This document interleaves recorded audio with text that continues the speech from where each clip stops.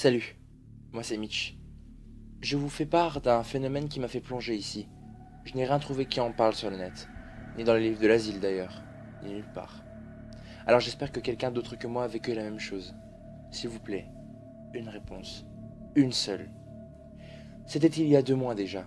Nous venions d'emménager dans notre nouvelle maison. J'ai 22 ans et mon frère Edwin a le même âge. À vrai dire, nous sommes de faux jumeaux.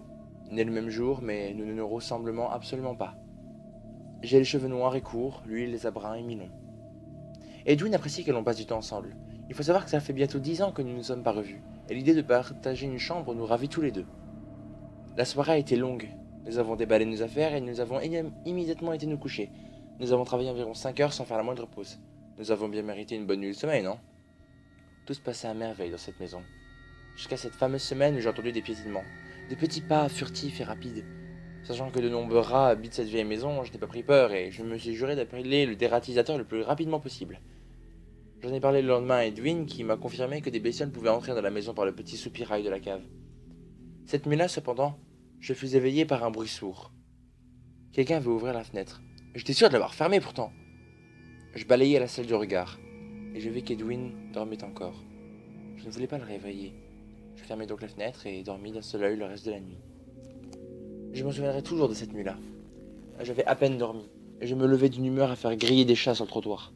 À peine arrivé dans la cuisine, je fus accueilli d'un cri, car Edwin hurla en me voyant. Il se précipita dans la salle de bain et me rapporta un miroir. Je poussai un cri moi aussi, j'avais une large balafre sur la joue. Je n'avais aucune idée de comment c'était arrivé.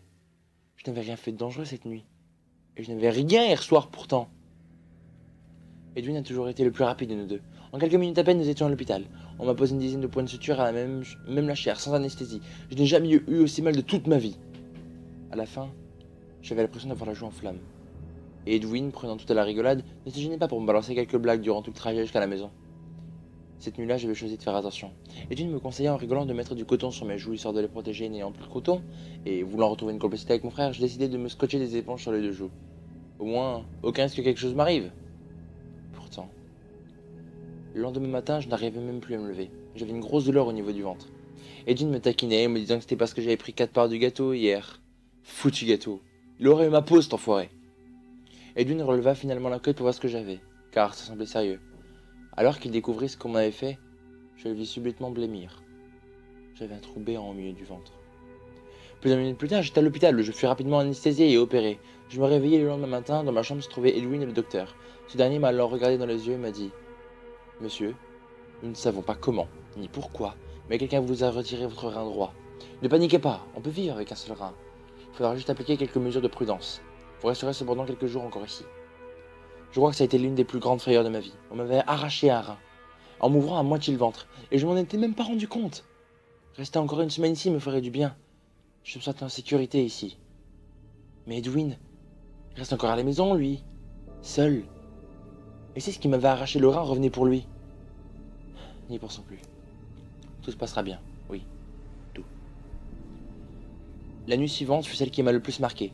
Je me suis réveillé en sueur et je ne pouvais plus bouger. L'apnée du sommeil que l'on appelle ça. Une belle connerie, oui. Je me suis dit que ça se passerait tout seul. À vrai dire, ça m'était déjà arrivé. Jusqu'à ce que je sente quelque chose appuyé sur le lit. Ça semblait remonter vers moi. Je pensais que mes muscles se contractaient et que donc ça appuyait sur le lit.